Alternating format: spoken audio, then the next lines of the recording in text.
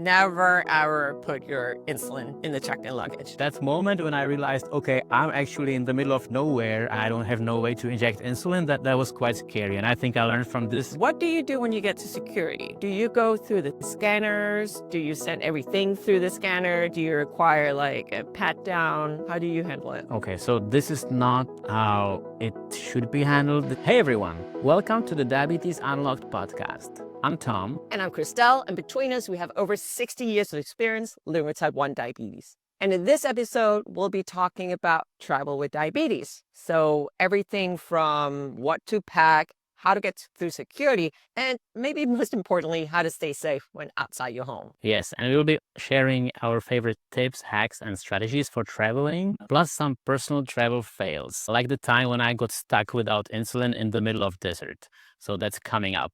Let's get into it. Oh, wow. Okay, that sounds like a good story. I've never gotten stuck with, well, that's not true. I had all my insulin go bad twice on a long trip. So I guess I was also stuck without insulin for a while.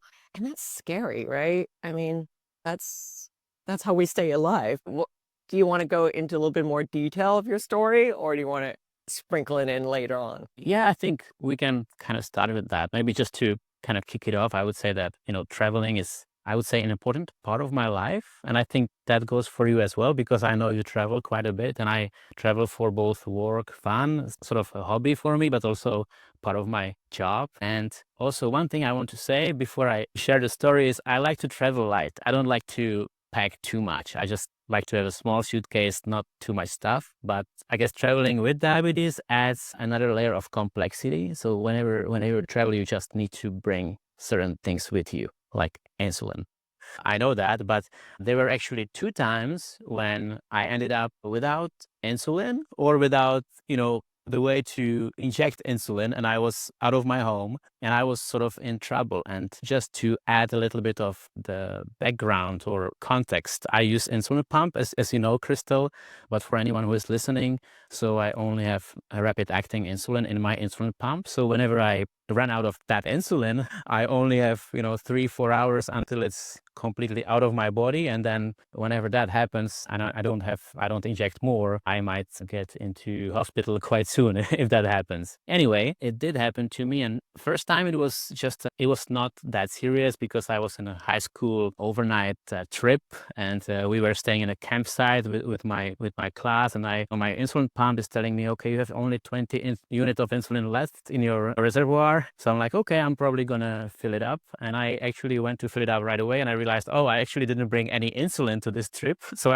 there's nothing to fill it up with. But I was, 1 hour away from my town, and my mom was so nice to jump in the car and drive to where I was and just bring me insulin, and I could refill my pump. Everything was okay. The second time I got in trouble was when I was in Oman with my friends on vacation in the middle of the desert. So I was like really far from any hospital or any pharmacy, and we were in this oasis swimming into like a little cave. So we had to dive under the water and swim into the cave. And we were prepared, so we brought a waterproof plastic bag, and we put our phones into it, and I put my insulin pump in this bag. So we swim in the cave. It was really beautiful. We really enjoyed it. And then we swim out of the cave and get out of the water, and we take all our things from the bag, and something happened in the bag, like water got in somehow. And by the way, the pump was supposed to be water resistant, so nothing should have gone wrong, even if it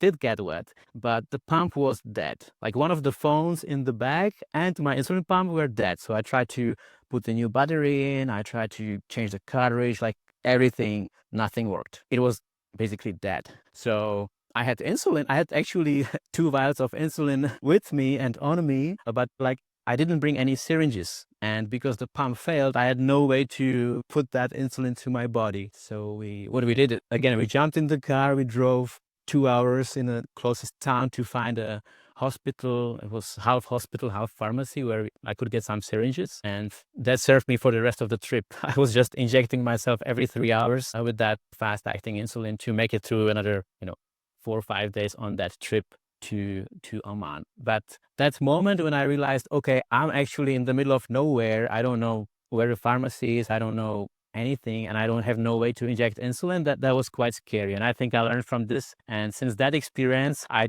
travel more prepared, I have to say. Do you bring syringes now when you travel? Yes, yes. Always I bring a few syringes, or not a few, a package of 10 syringes, like the most basic syringes there are, because even for a short trip, this is like it's a quick way to fix any insulin pump issues without, spending too much time on anything else. I just take the insulin I have in the pump or in a vial and just put it in. So that syringes is like a safety net for me. I know we're going to talk more about what we pack for travel, Yeah. but I travel with syringes as well, and I'm MDI, so multiple daily injections. But I also have those as a backup in case my pen malfunctions or whatever. I think I probably bring more stuff than you. I think that's another way of us being very different. I pack for every scenario. Whenever I talk about my diabetes, one of the things I always say is, well, it hasn't hold me back. I've still done a lot of things that I really wanted, which included a lot of travel. So I was diagnosed at 19. I went on my first big trip within a year of my diagnosis. So I had planned on going backpacking through India. Well, I've been 20 years old at that point, and I still went. And it was with the support of my medical team and my nurse who's like, you go. Of course you're going. Everything is going to be fine. And ultimately everything was fine, but everything also kind of went wrong during the trip. But I think for me, it was also a learning that even when things go bad, so kind of like when you dived in a cave and your insulin pump got damaged, if we keep it together, if we focus for the most part, we can find solutions. But we have to act fast. To your point, your insulin would be out of your body in 3 to 4 hours. So you need to act really fast. I have a long acting going in the background, so I'm at less risk of DKA in that sense. But what happened to me in India was that this was the old type of insulin. So the old long acting insulins that was kind of like, it was cloudy and there was a little plastic ball in the cartridge and you had to like mix it and then inject it. And it was sensitive to, I remember before leaving, my friend and I, we went to the hospital and they gave her a crash course as well. Like, okay, if anything happens, this is how you can support Christelle. And they're like, you should not expose it to heat and you should not like shake it. Because that type of insulin was very sensitive, you can shake it.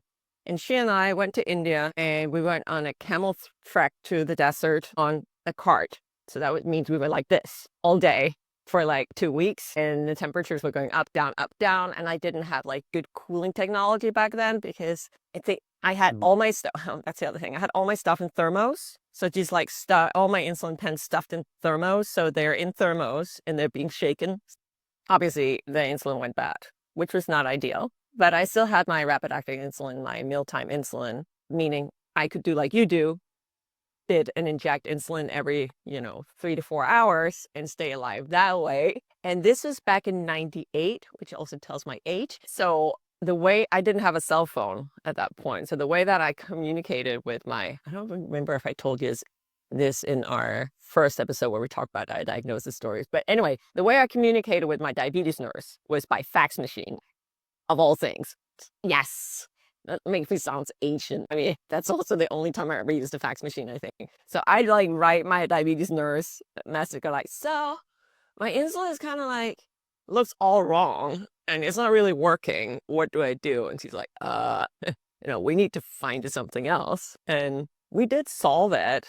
There was a girl who volunteered at a home near the city I was in, and she ended up bringing it from Denmark down to where I lived at that point, down to India, and it was a whole thing. But we found a solution. Right.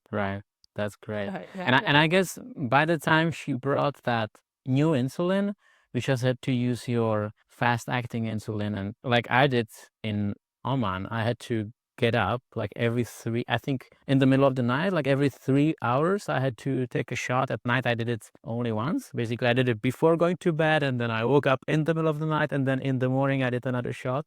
And I guess that's a way you can make it through, like you can actually survive, but it's not very convenient because you really need to, every 3 hours you need to take injection. That's what I had to do without the long lasting insulin and without the pump. And that's like you had to be extremely precise because that insulin is quite fast in and out. And in that, I remember in that injection, I had to do the So the dose for either to dose for the meal and for the next 3 hours and for any correction in that one dose. So it was quite a bit of calculations, and I also had to think about, okay, am I low? Am I high? Do I have to add? Do I have to do it a little bit less? Yeah, it's not optimal, but it's a way to get to survive a few days or a couple of weeks, I guess. Exactly. And the thing is, I'm thinking about it, like you would have thought that I could just have gone to a pharmacy and gotten it locally, but for whatever reason that I guess that type of long acting I couldn't get or whatever. This is also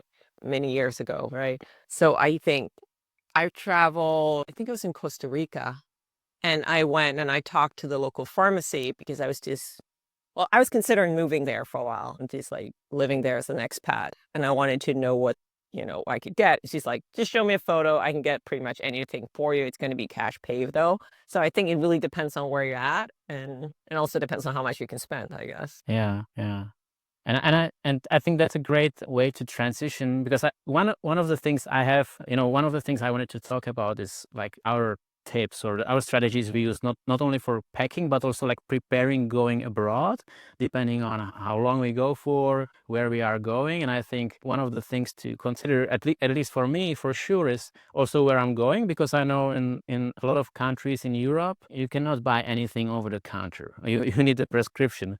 When I was in Brazil, you can get pretty much anything. You just go to the pharmacy and you can buy any kind of insulin, any kind of medication, basically without a prescription almost. So it's a lot easier when you run out of insulin, for example. You can just go to the pharmacy and buy one. This is the same one that you use or like a similar one. Some countries you just can't do it. You need to see the doctor. I think that's one of the things also to consider: where you're going, what's in the emergency situation, to have sort of a plan B.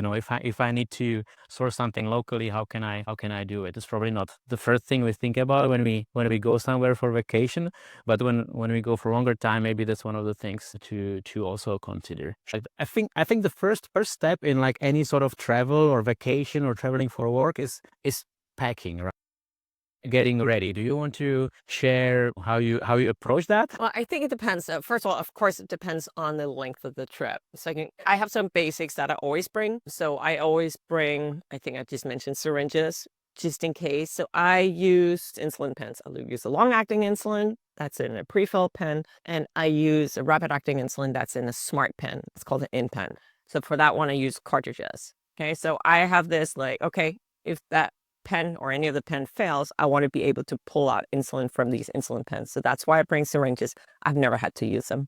They don't take up a lot of space. I maybe bring a few. I bring my needles, my pen needles.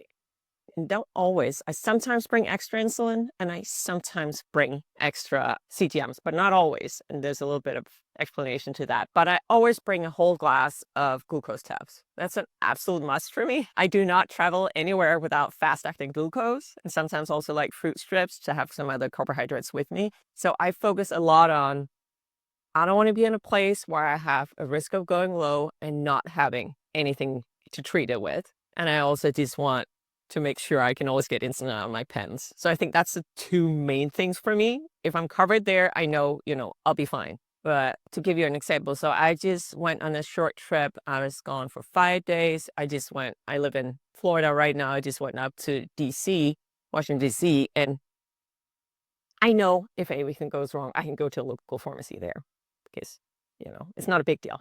But what I brought there was I did not bring any extra insulin, I think. No, that's not true. I did not bring any extra long-acting insulin because I just started a pen. I was like, okay, I have plenty of insulin. I don't need to bring another pen for that. I did bring an extra cartridge of rapid-acting insulin just to be safe. And I also use a Fresa inhaled insulin. I bought a little bit extra of that just to be safe. Also because I didn't know how much I was going to be eating. And if I'm going to be eating more, I need more insulin. But I didn't bring an extra CGM because I'm testing out both a Libre and a Dexcom right now. So I was already wearing 2 CGMs. So it's like the risk of both of them failing during a 5-day trip is minimal. So I'm just going to, travel light. So for insulin, I didn't bring that. But of course, my needles, my big jar of glucose tabs. So those are my minimum. I don't know. Do you have minimums as well? All right. I'm actually surprised because it sounds like what you just described, at least for this 5-day trip, it sounds like traveling light. That's what I would probably do. I would almost say I would probably take an extra CGM. Okay, maybe if I had 2 on me, okay, I would think, okay, probably not both of them fail at the same time, but normally I would probably bring another like extra CGM because without CGM it's just so much hassle. And I have minimums. I think with the just because I'm on a pump, with the pump you generally need to take more stuff. I use Omnipod. With Omnipod, I always bring at least three. So even if I go just for overnight or 2 nights somewhere, I always bring three extra pods because, one fails, then you put on a new one. Maybe you just do something wrong during the application, like things happen. And usually the less I have, the more things go wrong. It's like I get nervous, I make a mistake. So every time I have something that's the last piece, usually doesn't work. So I always want to have two at least extra with pods. And I also need to take insulin vial with me pretty much, for even a short stay because taking out the insulin from a pot that is used is just not ideal. It's not something that even should be done, and it's quite tricky. So I always bring a vial when I go overnight. For 1, 2 nights, I bring a vial of insulin and few syringes and then 3 pots. Glucose tablets, I bring them everywhere, at least 1 package per day. So if I go for 3 days, I would take maybe 3 packages with me with glucose tablets because it's something that's always comes in handy when I go low. I don't have to deal with that. I just pull out a pack of glucose tablets. And then I think it's very different for me what I bring for these kind of shorter trips and longer stays. So I'm in Spain now. That's one of the reasons we did this episode is because I'm traveling and I think you're about to travel soon. And I'm in Spain. We are here for like a road trip with my family for about a month. I think we'll be here. We don't have exact timeline, but we're planning about a month. So I'm bringing a lot more stuff for this one. And I'm like also bringing all these things like these alcohol wipes and EGM patches because it's quite warm here and I sweat more and I like these things don't take a lot of space. So I actually bring quite a few extra. And I have like a package of 10 syringes with me. For the pump supplies for Omnipod, I have 1.5 times more than I would need. So for 30 days, I would normally need 10 pods, and I brought 15. I feel like that's enough. That's enough. If something goes wrong a couple of times, it's still enough. Some people would tell you need to bring at least double or even more. I feel that's for me is just too much because that takes a lot of space. What else? I don't know. So then insulin I brought. So for these longer stays also I like to bring at least 2 vials of insulin. Like if one goes wrong or if one breaks, I know one is enough for 30 days for me because I don't need a lot of insulin, but I just prefer to have two. And I like to bring these covers for the vial because the vial is made of glass, so when you drop it, it breaks. But there are these rubber covers that you can put on it, so when it drops on the floor, it doesn't break. I think that's like a super cheap way to secure the vial from breaking. So I like to use that. Do you use them too? Well, I don't use vials, but I know them.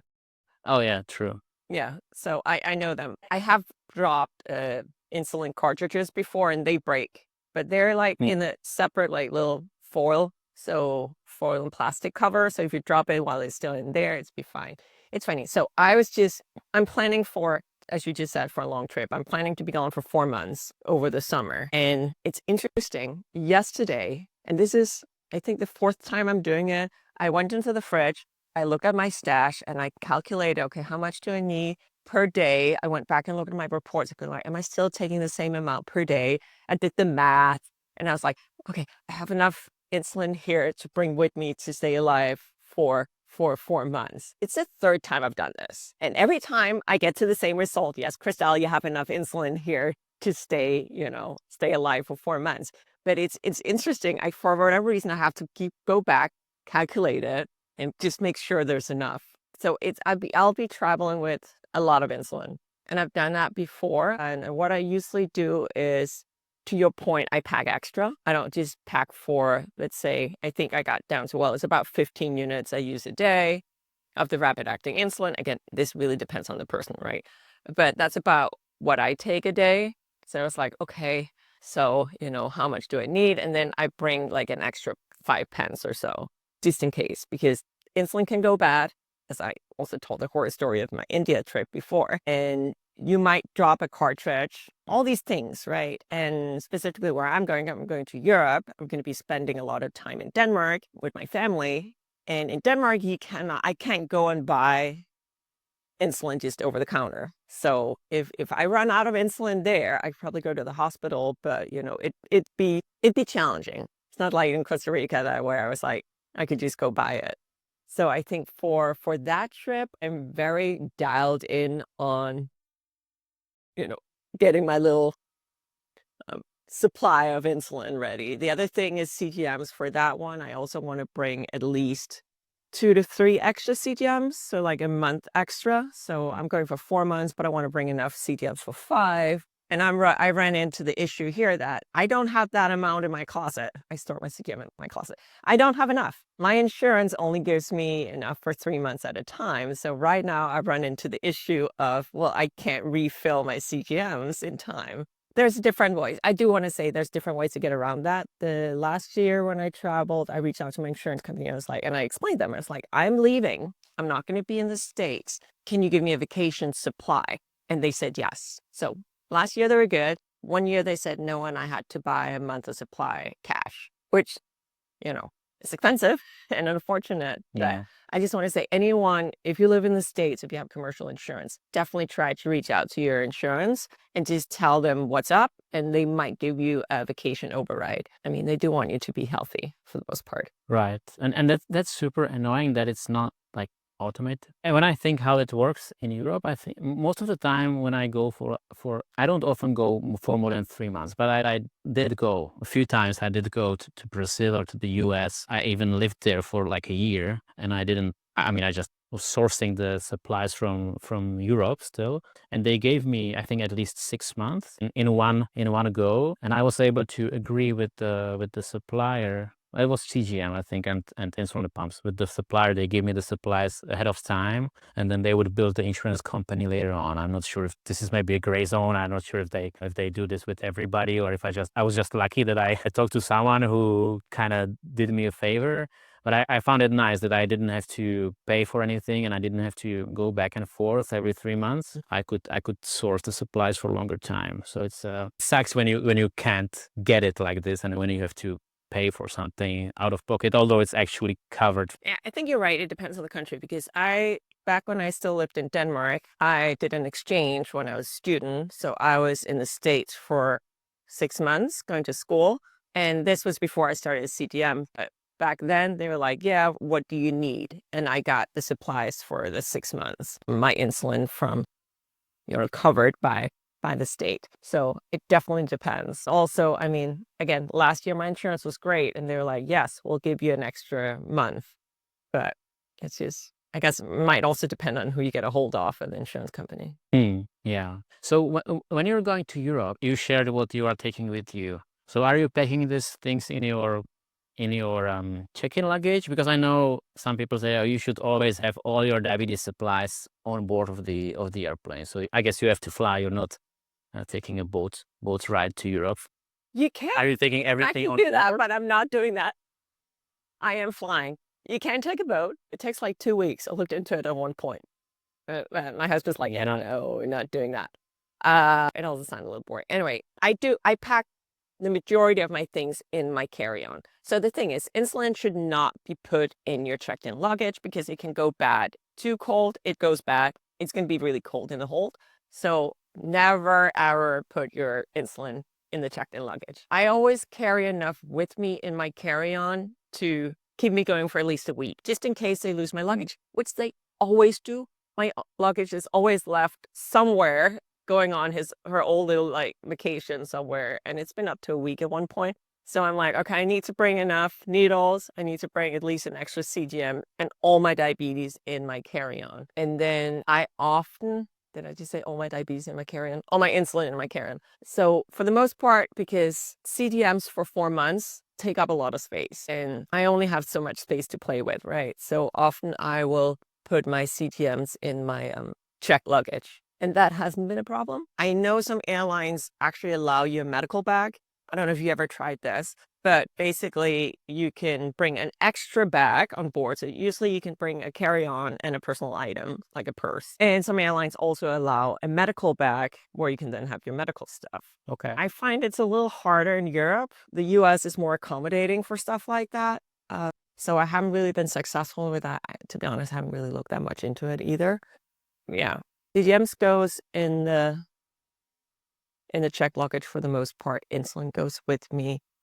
And I've never had an issue with bringing anything with me. So it's kind of like jumping a little bit of hip, but even traveling with like, and people can't see that if you're not looking at the video, but even bringing like this big of a bag, this stuff with insulin, I've never had an issue. No one has ever questioned it. And I mean, when I go through security and stuff like that, and they just let me travel with it. Right. Yeah. I mean, I also take insulin on board with me all the time. And when I go for a really long time and I have lots of supplies for the pump and the CGMs, then I would also put it in my checked-in luggage, because Yeah. it's just too much to take on board. And I never had a problem with it. It never got lost, never got stolen, never got damaged. It always worked after that. I was a bit Mm. concerned with, like the CGMs should also not be exposed to extreme temperatures. And I don't really know what's the temperature in the storage area of an airplane. And I was actually a bit concerned when I thought about it for the first time. Oh, what if it's like minus 50 degrees Celsius? I don't know how much Fahrenheit this is.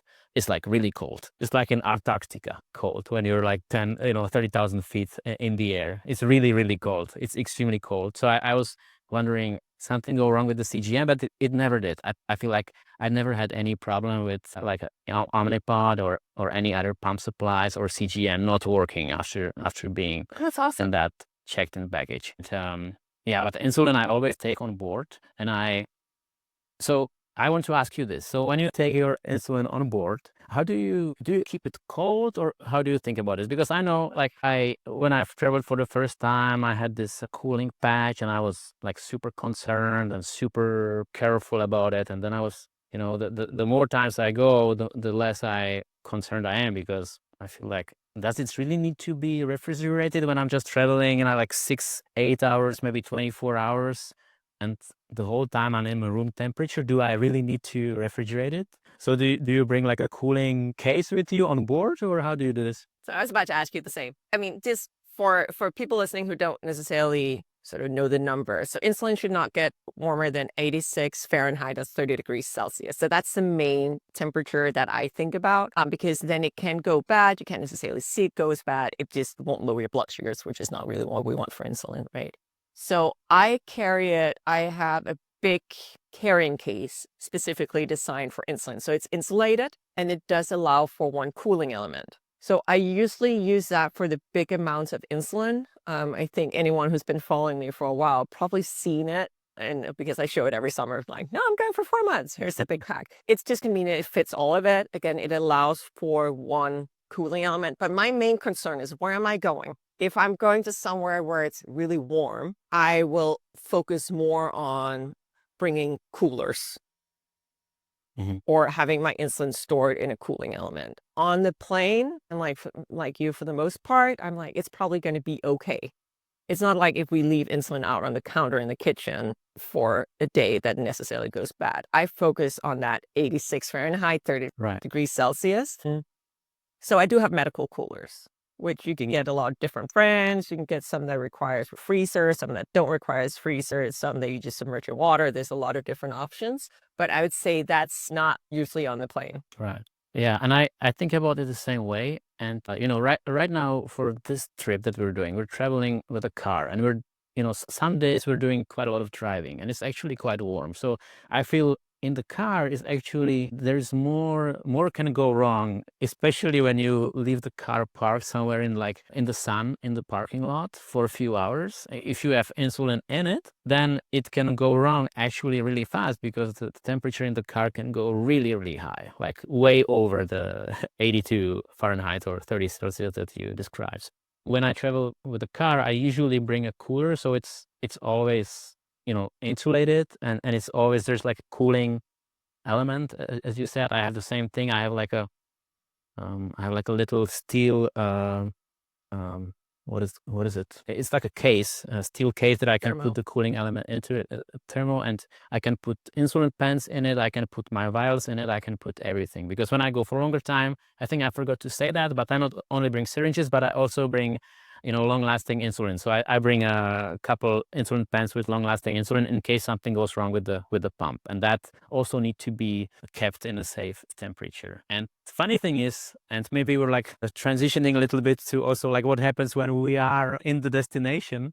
And maybe we're skipping ahead a bit, but just because you talked about temperature, I feel like sometimes when I travel, there are these, most of the time you have a fridge where you stay. Like Airbnb, I have a fridge, I think, right behind me. Maybe you can see it. And or in a hotel room, you would have a mini bar or something where you can actually put the insulin there if you're staying for like longer time, just to keep it refrigerated. But some of these, especially the smaller fridges, I feel like the temperature regulation is all over the place, right? It can get really, really cold, and it's not so uncommon that you put water in there and there's nothing else, just a bottle of water, and it freezes if it's all the way up.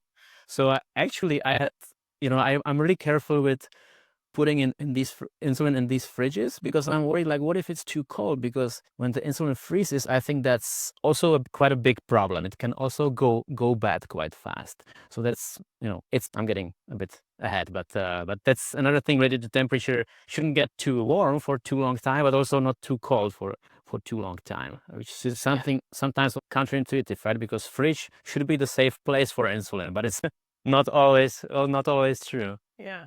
That's the reason why I don't use ice packs either. I don't put ice packs directly on the insulin because insulin can get too cold as well. So it's about finding the balance, I guess. There's some really cool coolers, double cool here, that works as mini fridges as well. So I think there's a lot of different options. But again, I'm mainly concerned about it if I'm in a really hot climate. So for example, where I live right now in Southern Florida, going outside, I'm not just going to leave my insulin in the sun because it's going to get fried. And so here I might even use a cooler. But yeah, keeping your insulin safe is definitely a job in itself. It's like taking care of like a little being. It's frickle hormone. So I want to go back to we pack all our stuff. We have it in our carry-on. We might have some in our checked-in luggage. What do you do when you get to security?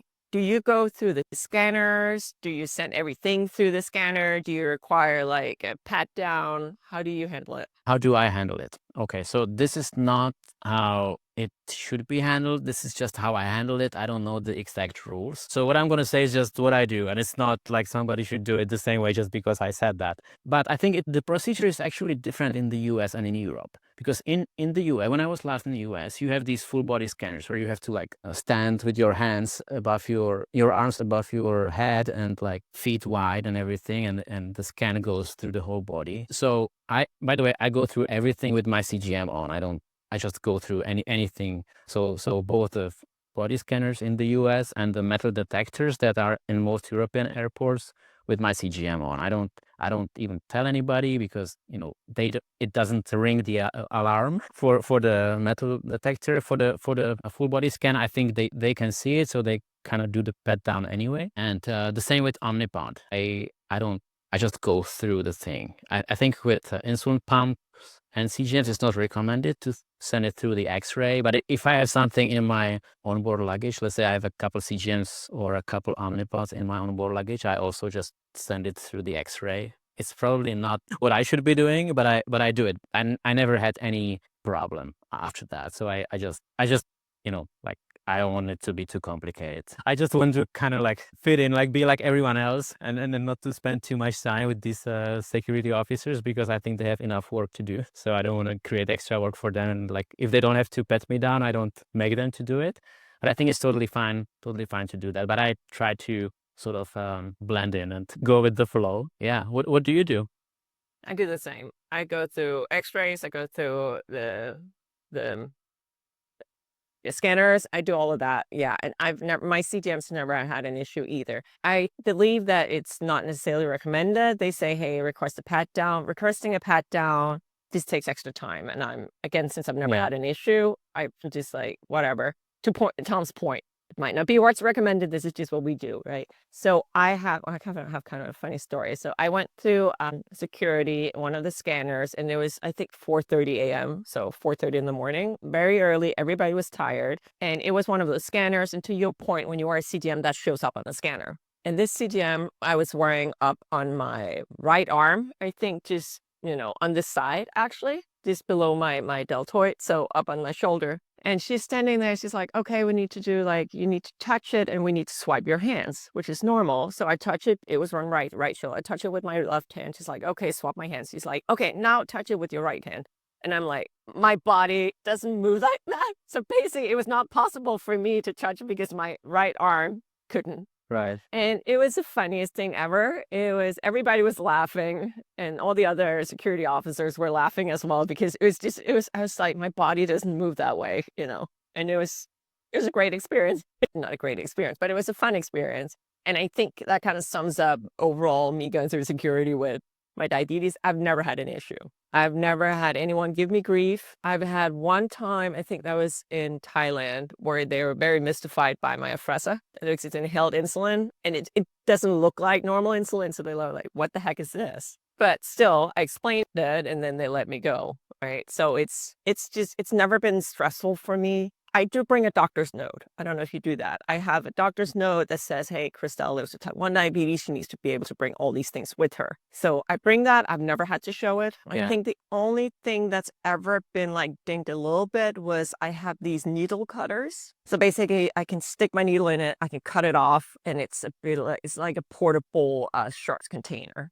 And it has one of those orange labels on the back saying this is dangerous waste or something. And one of the officers was like, what is this? And I had to explain it. But again, as soon as it explained, they're like, okay, yeah, whatever, move along. Yeah, I used to carry this letter from my medical team that I have type 1 diabetes and I need medication. Like, no one ever asked for it. And at some point, the letter was so old that it just fell apart. Like, it was folded in 2 times, and it just fell apart. Like, I don't need this anyway, because it was 15 years old, and I never really needed this. And wherever I traveled, and I traveled also to India and more exotic countries like Oman, Cambodia, and these countries, like the diabetes technology is not that common. So it's, the officers look at it like it's more entertaining for them to see what it is. But they never really told me. I never had any issues. And it's funny how they do pet down in these countries, because once I traveled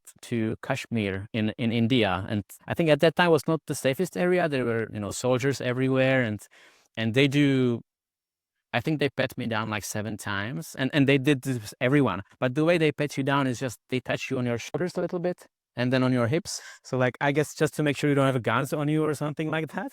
But they didn't even realize I have a CGM or a pump on me. The pet down was not precise enough to actually find something. So I'm like, why the heck are they doing these pet downs? They cannot find anything this way. It's in Europe or US, they will really pet you down everywhere. But in some countries, it's just more relaxed and more laid back. And it was funny when you talked about Thailand, because maybe they thought your Afrezza was something else. Because I think in Thailand, when you're smuggling drugs, I think you go to prison for life. So they're I think they're super strict. So I guess you were lucky they didn't, they made a conclusion. This is not some sort of illegal drug that you could be arrested for.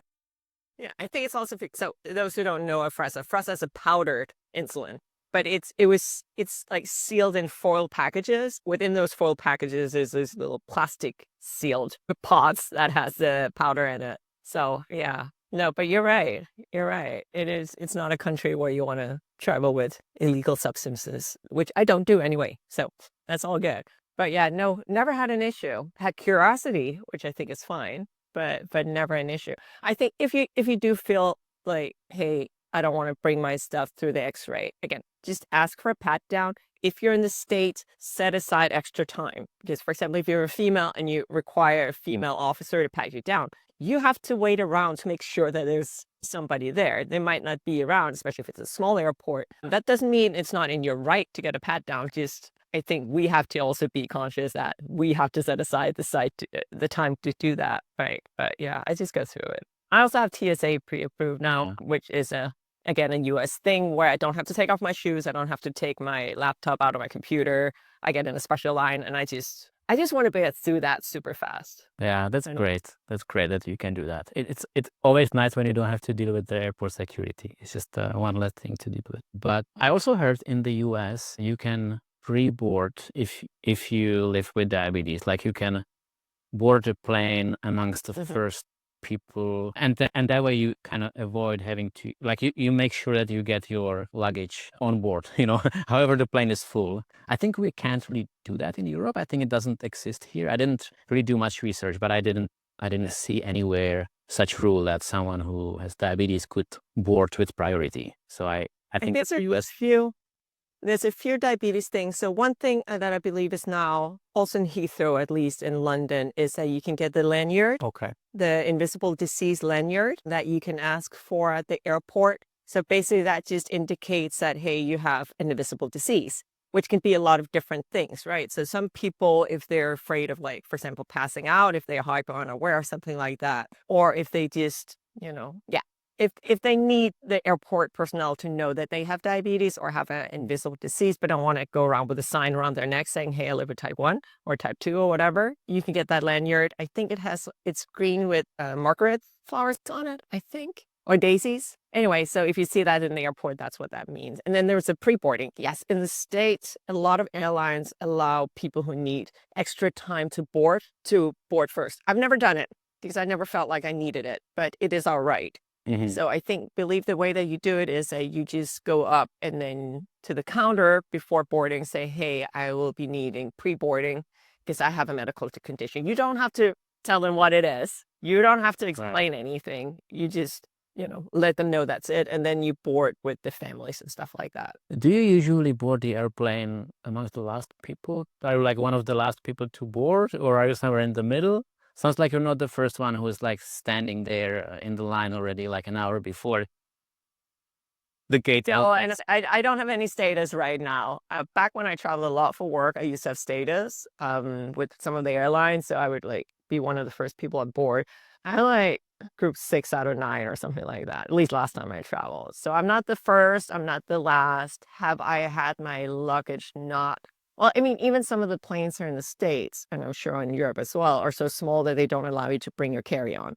And for those, everyone has to just leave their carry-on down on the jetway, and they put that in the hole. So I've gotten used to having my insulin in a place so that if they take my carry-on, I can easily take the insulin out with me onto the plane, because it's great having your insulin in your carry-on, but if they can pull it in the hole anyway, then Yeah, the idea kind of goes away. that's smart. I'm asking because I'm one of those people who I like to board at the end. I don't like to stand in the line, and I like to board at the end. Anyway, I end up waiting in the line then later on because, then the line starts not at the gate, but later on, when people are actually boarding the plane. But I usually go amongst the last people, and that's the issue when there's not enough space, and there's like all the luggage boxes are full, and then you have to check in your bag like last minute, and that's really smart to have your insulin somewhere where you can just grab it and take it out quickly. I should start doing that because when that happened to me before, I was never prepared. I just tried to discuss with them, hey, I really need this bag because I have my medication in it, but it's kind of late to try to explain Try and the see if you can situation. pre-board. Well, you just say you don't want to be it's basically you don't want to be on the plane for too long, right? You don't want to just be sitting there. Yeah. Also, yeah. So, but I don't know. I travel with a carry-on usually and a purse. I don't know if you travel with a purse. So what I often do is I just put my insulin in the purse, right? So for the 4-month trip, it's too much to have in my purse. But I have it in that carrying case, and that has a strap, so I can just pull it out if needed.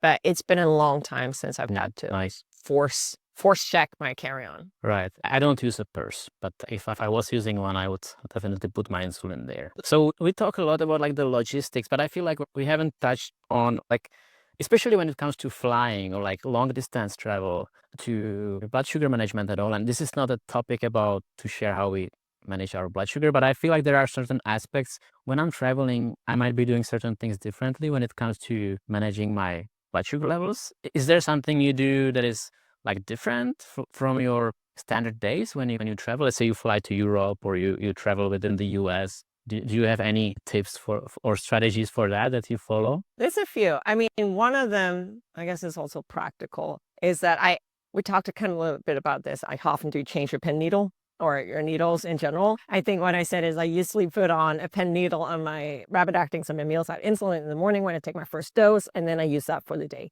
When I fly, it's a little different. I actually often take off the needle before I board, because what happens when you go on the plane is that the pressure is going to change, and that can either mean more air gets sucked into the pen if there's a needle on there, or that insulin is actually going to be pushed out. And I don't want that. So I try to generally take off the needle before I board. So that's kind of like for that. I also take more insulin when I'm on a plane because I'm So you're sitting. yeah, I'm just sitting there for so many hours, and that just means that I need more insulin. It's a tricky one because the last flight, again, I said I went to DC. That's only just shy of 3 hours from where I live. So it's a relatively short flight, but I thought I had a low before going on board. It turned out to be a fake low, meaning that my CGM was kind of like wonky. Both of them were like giving me wrong, I guess. I overtreated that low. So first of all, it wasn't real low, and then I overtreated it. So my blood sugar is like 2 arrows up. Everything is like ding, ding, ding, ding, ding. And it was so hard for me to get down. And the thing is, I can keep adding insulin to it, but I also know that the second I get off the flight, I have to walk through a very long airport. So Miami airport Right. is like a lot of walking. Getting off the plane then with a boatload of insulin on board and then having to walk is almost like guaranteed low blood sugar. Yeah. So there's that balance going like, I really want my blood sugars down now. And I'm kind of fighting it on the plane, but also knowing that if I keep fighting it too hard, it's going to mean a low blood sugar when I get off. So I find that balance is, let's say, interesting. Right. And I think for me, it's almost a pattern. When I'm on a plane, I'm sitting down, I'm not really moving at all. When there is a meal, I'm eating. The meal that I eat usually is not exactly blood sugar friendly meal, it's the typical airline meal. And so my blood sugar tends to be a bit on the higher end. But then, of course, I don't want it too high. So I just start adding extra insulin. But then that insulin keeps working after we land, and then I start running to get my suitcase, and I go low. I think that happened to me not just one. That happened to me many times. It's like a pattern, and so I try to already think through it in my head, and already when I'm already waiting for at the gate, I'm already like trying to be more proactive and increase the dose in some way, shape, or form, either like using a preset on my pump just to get 120% of the basal, or if I know the meal is coming, if I see they started to serve the meal, I already bolus for the meal because I know I'll probably get it within the next 10 to 15 minutes, and I bolus quite aggressively because most of the time these meals are quite carb heavy from my experience, just to sort of get that insulin working a little bit earlier so that it doesn't hit me later on during the baggage reclaim. But it's not always easy. And it was funny because the EASD, the not EASD, ATTD, the Advanced Treatments and Technologies in Diabetes conference, which is like I think the best diabetes conference. If you want to go to diabetes conference, I think this is the best one to go to. It was in Amsterdam this year, and Amsterdam airport is huge, and it was such a long walk from the gate to get to the exit of the airport. It was like a 20-minute walk, and I went low. I was halfway through. I was like, if I don't get out by the airport quite soon, I will need to get some glucose tablets because I'm going low. We had this. I was invited by one of the companies for like a workshop there, and more people attending this workshop had this sort of experience. Like probably half of the people who I talked to, they went low because the airport is so big and they had to walk so much to get out of it. It's a I guess a practical hack to not have too much insulin on board when you are on board, when you are about to land. Do you do anything? So you were an Omnipod, right? So that's a patch pump, but you weren't on the insulin pumps before. I know some of them say that you might want to discontinue. That's not the right word. Disconnect. Disconnect. Thank you. Disconnect your pump for takeoff and landing. Is that something you experimented with?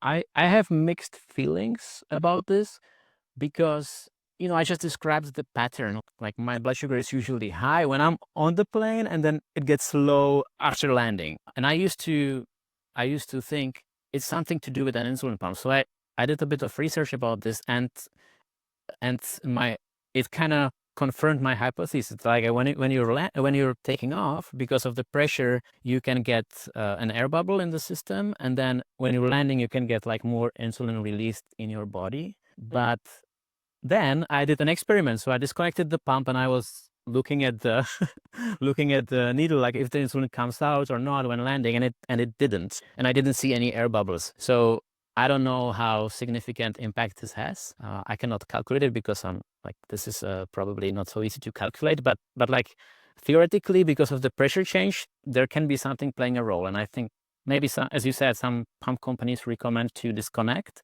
With Omnipod, you cannot disconnect, but also Insulet, the makers of Omnipod, they will tell you that it's not a problem. You don't need to take off your Omnipod just because you're flying. The only thing you have to do is when you're changing the time zone, you need to change the time zone on your pump or on your phone if you're controlling from the phone, because you don't want to, your daily settings to be impacted by the time zone change. So that's one thing to take into account with the pump, that with some pumps you need to change the time zone, and there's a lot of work around this, but that's pretty much what I do. I don't do anything else. We should actually talk about that, because time zone. So I used to live in California, and then going back to Europe, that would be like 9-hour time difference, which was a pain in the neck. Now it's 6 hours, which is still a pain, but it's not as big of a pain. So the way I deal with that is that pretty much the second I get on the plane, I kind of switch to the time zone of where I'm going, and I try to start to get into the habit of that time zone, because I will need to adjust my basal and my long-acting insulin, the time that I take it. So kind of trying to adjust that, and I don't want to have to start having to get up at 3 a.m. to take it, just to take it at the same time that I did here in the States. That's kind of, there's some very cool formulas on how to do it. If you want to get really technical, I'm not that technical. I just try to switch over. What do you do? So you switch over right after you land. You basically change the time on your watch or on your phone. It changes automatically, and you just basically follow your standard routine, just in different time zone. Pretty much. I used to take my, but I guess for your, okay. Which would mean that actually made it a little easier, because it was only a 12-hour window I was working with. Now I take it once, so it's 24 hours. So it's going to be a little bit more complicated. But what I do is I try to switch over to the new time zone when I get there, and keeping in mind that might mean that I'm getting a little bit more long-acting for a period, or a little less long-acting for a period. And I, adjust for that with the rapid-acting insulin. Okay. So that sounds a bit complicated. I'm sure you can do it really well because you like experienced, but it sounds like it's a bit, you have to think through it quite a bit, because with a pump, it's relatively easy. You have the basal insulin that's dripping all the time. And so when you change the time zone, the only thing you need to do is change the time on your pump. And in my case, my basal or my background insulin is pretty much the same 24 hours a day. I don't have significantly higher dose during the day compared to overnight. I actually have very similar. So for me, I just change the time, and that's it. And I adjust immediately to the new time zone. So I try to go to bed at a local evening time, as much as I can, just to adjust quickly. But I can imagine with long-lasting insulin, if you're injecting twice a day or once a day, it's something that you have to consider. I think what I would have, if I was dosing like this, I would probably just move it maybe by an hour a day. I guess like first, the thing that comes to my mind, I would probably take the basal like a little bit closer to like local normal time, where in the new destination, but not too far away from the 24-hour window, if you know what I mean. I'm not sure if I'm describing. But that just means if you're understandably 9 or 12-hour time difference, it's going to take you right. It's going to take you time to adjust. a few days. Yeah, several days to adjust. Yeah. Okay. Yeah, I guess what you're doing, it makes sense. I mean, it's just, I feel like it requires some trial and error maybe, or just like a lot of thinking, something involved. Just switching over to the new time zone makes it easier, because you're in a routine. You just keep your routines. To say you take your insulin, and I take mine at 9 a.m. So I just continue to take it at 9 a.m. Right. But it just means that those 1 to 2 days after I land, things are going to be different. But I'm also going to be jet lagged. Jet lag also impacts, insulin sensitivity. I might not be sleeping as well, as we talked about in earlier episodes. When I don't get enough sleep, Yeah, my body is angry and I'm more insulin resistant. So there's just a lot going on. I do find that especially the first few days can be challenging. I agree. I agree. For me, it's the same. There is one more thing when we were talking about time zones that came to my mind. It's actually specific to Dexcom G7. I don't know. Are you using Dexcom G7 right now? I have Dexcom G6. I have Dexcom. So maybe you can talk more about that. But I read somewhere that the Dexcom G7 app, a mobile phone app, has some sort of geofencing. Let's say normally you have a US account because you live in the US, so your Dexcom account will be a US-based account. So when you travel, in case you need to reinstall the app in a different country, that it might not work because it would ask you to use your GPS to confirm that you are in the US. But when you're not in the US, you can't technically do that. Have you experienced this? I'm just curious because I think a lot of people run into trouble with this. I have not. I've not had to reinstall it while in Europe. I thought, Okay. and this is just me speculating, I thought it was based off of so I have an iPhone, based off of your iPhone account. So my iPhone account is American. So that's why I only have access to the American available apps. Right. So I thought it was because that's also how I can get around it. So if I go out and I say, okay, now it's a Danish account, then I can download apps that are available in Denmark. Right. So Yeah, this is something different because you have a US account that goes. So whenever you download something from the App Store, you're downloading it from the US App Store or Google Store, I think, or whatever phone you have. But and this is specific to Dexcom. Again, Dexcom G7 is within the actual app. So after you download the app from the US App Store, there is a location verification. So the app kind of forces you to use your GPS to make sure that you are in the US. Well, if you're not in the US, you have a problem because there's no way you can do it unless you ship your phone to the US. And so that's, I know people had their phone stolen or they had a problem. They had to reinstall the app. And when that happens, you're basically screwed because there's no way to get the app back. And when you download a local, so there are a few solutions to it. And this is not an episode about this, but just so people know, there are a few solutions to it. One of them is to download the Dexcom G7 from like a local app store or Google store, which is a bit complex, but it's possible if you're in that emergency situation, and then create an account, a separate account from your existing account in that country where you are in, to be able to get in that app, or just bring a Dexcom G7 reader. Like when you have the reader, it's like a plan B and it always works. So it's for extended travel, I would probably bring the reader just to be on the safe side, because there's no app installation, nothing like that with the reader. It's old school and nobody can track where you are with the reader. Kind of like also to that is not for the most part, you're asked to turn your phone on to airplane mode when you go on a plane. That doesn't mean that your CGM won't work. So you can go in and actually still have it send the readings to your phone. To your point, you can use the receiver, the reader, that still works. I see my glucose readings on my Fitbit as well. That connection dies when I'm on airplane mode because that's a connection between Fitbit, my CGM, and my watch. And that one actually gets cut with the Bluetooth, but I can still see my readings on my phone. I think with the Apple Watch, you can still see it, right? Yes, because anything that goes via Bluetooth will keep working. Anything that goes to the cloud and you're downloading the data from the cloud, then you get cut off whenever you don't have internet. So whatever is Bluetooth based, like the Direct to Watch. So if you have Direct to Watch, Dexcom Direct to Watch will still work. But if you have like a third party solution, then it will. I guess this is the Fitbit one that it will not. Oh yeah, that's not an official Dexcom or anything. Right. And it's the same thing with my insulin pens. I use the InPen that also Bluetooth my doses directly to my phone. It'll still work. So all of that still works. So you still have, I still have all the support while in the air. So I'm going to ask something about the airplane food, because you mentioned that often. Have you ever ordered the diabetic meal? No, I didn't even know it's an option. I've done that. And the thing is. And what was it? Well, the cool thing about it, so I've done that a few times. The reason why I keep doing it is because it's usually made separate from all the other meals. So I just found that it's fresher. It's still a lot of carbs, which I don't mind. but it's like fresh. When I've done that, it's like freshly cut fruit and stuff like that, rather than just all the prepackaged Right. stuff.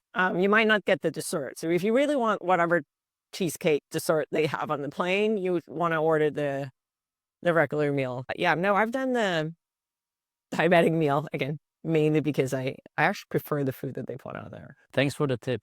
You know, when I was in hospital, when I was younger, Mm. there were always like different diets, and the diabetic diet usually was not a very good diet. And whenever I got that meal, I always wanted to have what the other people had because I liked it better. But I guess on the airplane, maybe I should try that. Maybe I guess it depends on the day. It can also be you need to get lucky a little bit with the hospital food and with the airplane food. Do you ever bring your own food? Unless you're flying business. Or flying business, you get nice food as well. I don't fly business. Do you ever bring your own food? Rarely. You know, when we travel like with a car, sometimes we have like sandwiches, stuff like that. But when I travel on my own, usually not. You?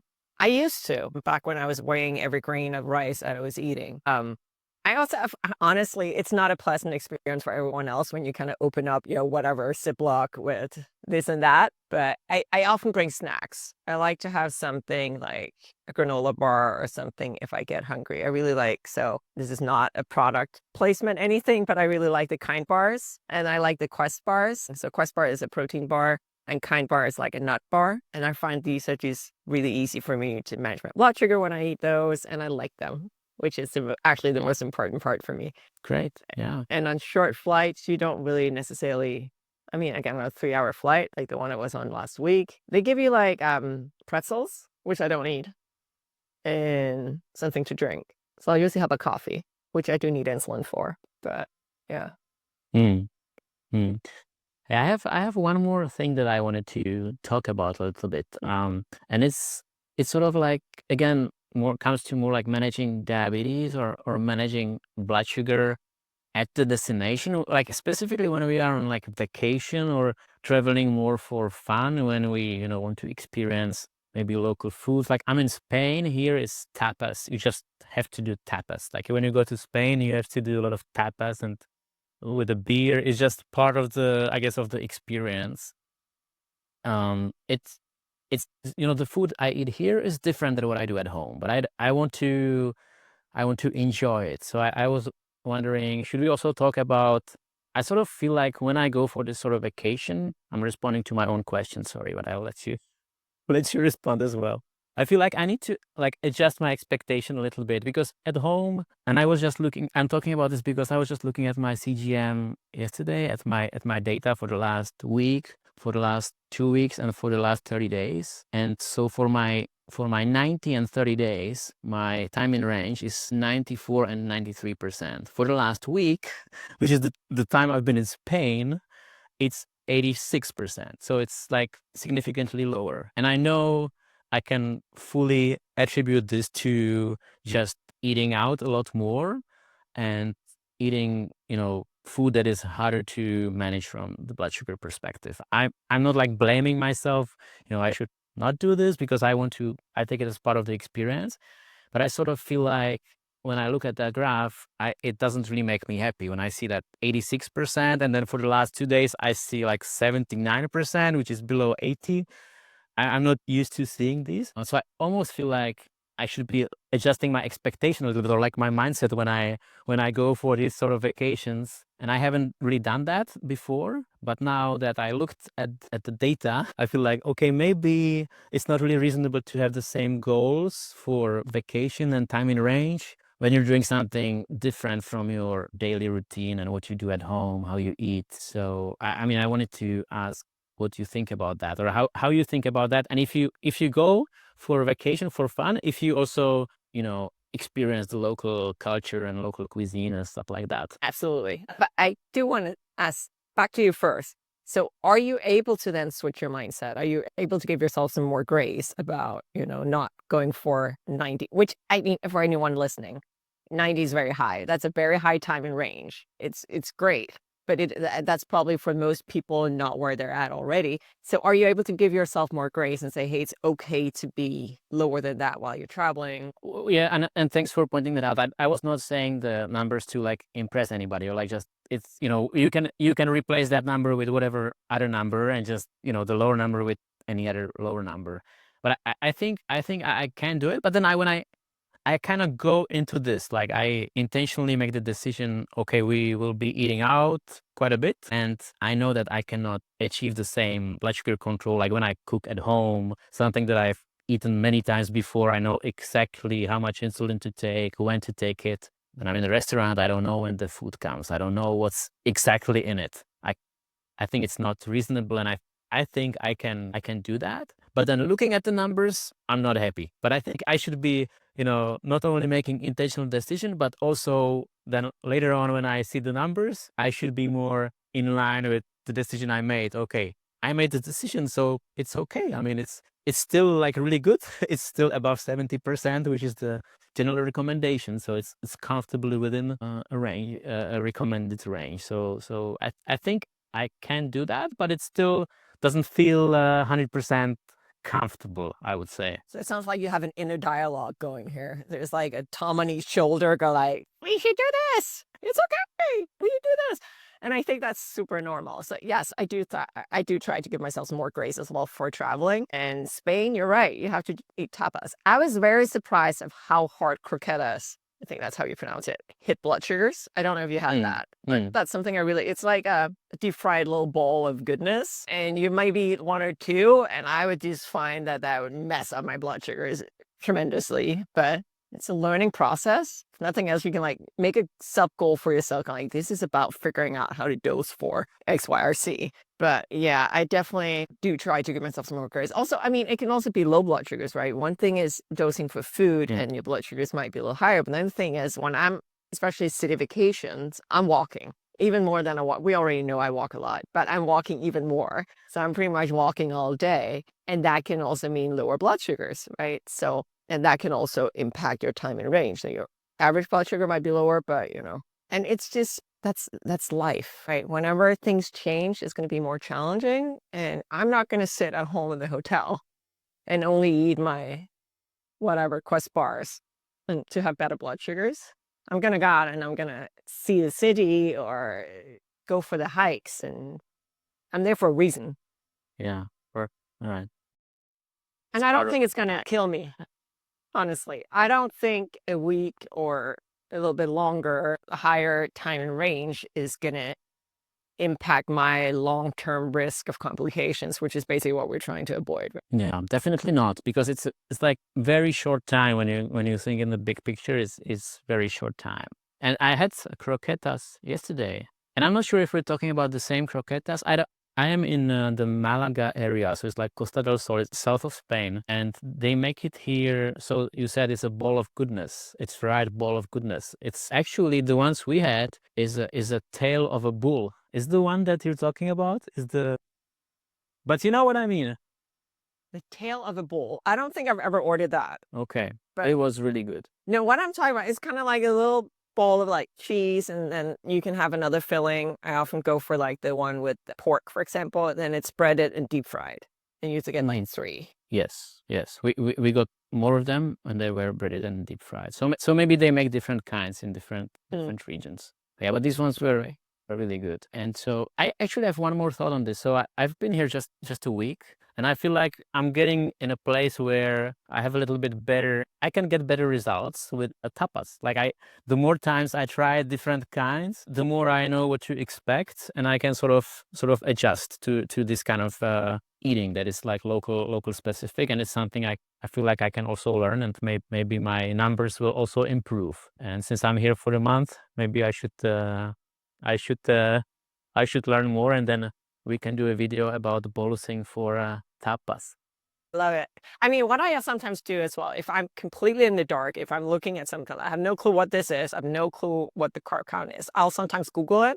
So trying to get a feel for what is a ballpark amount of carbs for what I'm about to eat, or fat, protein content for that matter. But for a situation like that, I'll probably mainly focus on carbs. And that's going to be the starting point, because, again, as I said before, usually when I just look at things and ballpark things, they're all 20 grams of carbs, and that's just not reality, right? So it's also trying to get a little bit of data. I Yeah. find it No, it's the kind of food that I find is the hardest actually been like when you're in countries where they do big bowls of stuff like curries, or where mm, they have a lot of potatoes, meat, and everything's just in a big pot, and you get like a bowl of whatever in there.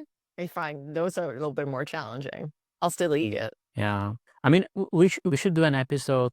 I think we talked about it already about eating out, Mm. how to approach eating out, because one of the things I do usually when I eat in a restaurant, I look at the plate and I look at the plate at home, and I see the same plate, but the plate in the restaurant usually spikes my blood sugar a lot more. So I feel like almost like instantly I add like 25% to what like my estimate is to that plate, just because I'm in a restaurant. I don't know why, but it usually works. And I think we should do an episode on this and talk about it, because there's so many things when it comes to eating out that can go wrong or that can go right, or that, are challenges, I feel. Hmm. Absolutely. One more thing, actually, you talked about when you're on vacation, you may be walking more, doing like more, you're more physically active. So that goes in the other direction. Like it lowers your blood sugar, maybe you go low more, so you need to adjust for that. And that actually brought another idea to me, and that's when you change, and when you have like any sort of change in routine like this, when you're suddenly more physically active. Let's say last week you were just a little bit active, and this week you're really a lot physically active a lot. When you're on a I can imagine you make some adjustment to your insulin, and maybe you can share what you do exactly. What I feel is with insulin pens, specifically these automated insulin delivery systems, those ones that learn your body. This is actually quite challenging for systems like Omnipod 5 or the iLet, because they learn certain routine, these systems, and they are really good. They work really well in this routine. But when you change your routine and suddenly you do 20,000 steps per day compared to 0 last week, these systems are lost because they're giving you a lot more insulin than you need. And that's something that really needs to be taken into account with pumps specifically, and something I can do with my system, because I have more control. With a system that's fully automated, I would not be able to adjust for this. I guess I would just have to be in activity mode all the time, or eat more, or something like that. But what do you do when you have these like more active periods of time? Yeah. I mean, it's a good question. And that is actually the whole pump learning your routine is one of the other reasons why I'm not an insulin pump. I know there are some systems that don't work that where the algorithm is different. That's for a different episode. So I would say, so when I'm home and in my own routine, I do resistance training. Resistance training impacts my insulin sensitivity for a longer time. When I walk, it's mainly just my insulin sensitivity when I'm walking. Right. So it's different situations. So often I end up when I'm traveling, maybe needing a little bit more insulin overnight because I'm not doing the resistance training when I work, when I vacation. Mhm. Whereas I might need a little less insulin during the day where I'm out being active. So I might have to dial up my long-acting insulin, but I might have to dial down my mealtime insulin Mhm. during the day and for meals. So that's kind of like my rule of thumb. But then there's also, again, jet lag. If I'm then jet lagged, not getting enough sleep, also depending on which way I travel, east or west, I might end up just overall needing more long-acting insulin and not really having to change anything, at least for the first week when it comes to my mealtime insulin, simply because jet lag makes me more insulin resistant. So I know this based on experience. So I lived in the States since 2009, and there's been a lot of traveling back and forth to Europe to go home to see family. And also I used to travel internationally for work. So I'd say if this is somebody who's listening who's like going on a trip for the first time, what are things? Give yourself grace. It's okay to see more fluctuations in blood sugars, and then check in with your blood sugars a lot and make adjustments, because finding your formula for travel just, I mean, it takes a few trips, right? Not just a few trips. It could take a lot of trips. It's not super easy, but it's worth it. Totally worth it. Checking your blood sugars a lot. We haven't mentioned it once. We kind of assumed this is already like inherent in this whole process of traveling, but I think it's really important to keep an eye on your blood sugars when you're outside of your routine. It's just more likely than not that it will go it will start moving in a different direction that it normally does at some point, like sooner or later. So we should have started with that probably, and then bring enough glucose tablets with you. Yes, absolutely. All the glucose and all the test strips if you do finger six. Okay, great. Anything else we forgot about traveling and diabetes? Any hacks? Any secret hacks that you haven't shared before, Crystal? Any secret hacks? Well, I think if you're in the US and if you can get access to it, consider getting all the tools that you can when it comes to insulin. So if you're MDI like me, or even if you're in a pump, consider inhaled insulin as well. It's a very efficient way of lowering blood sugars quickly. So if you're in a situation where blood sugar is a little bit on the high side, that can help. Think about temperature like we talked about.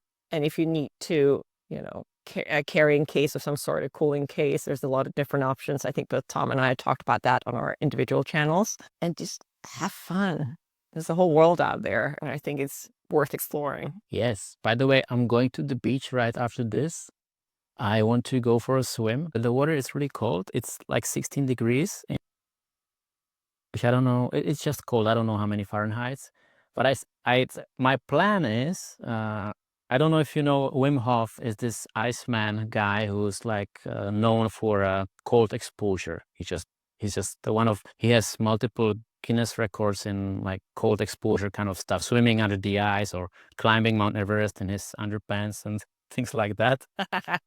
He's like the guy who stayed covered in ice for the longest, and he claims that cold exposure is really good for you, along with some, breathing techniques that he uses, stuff like that. So I made a decision that by winter, I will get used to cold water so that I can go swim in the lake in Switzerland, which is close to freezing in winter. And I'm starting with 16 degrees now in Spain. It's already freaking cold, but I said, okay, every day I have to go at least 3-4 minutes and then increase so that by the time I go back to Switzerland, I can say I spent 10 minutes in the cold water and then continue with the Swiss water, which is colder than the Spanish one. That's my plan. So I have to go for a swim after this. I completely support you. As long as I don't have to do it, I support you taking one for the team. You don't have such cold water in Florida, right? We do not. I generally, if it's not bathtub water temperature, I'm not going in. So I'll look at the ocean and be like, that's really pretty. And no, I'm good.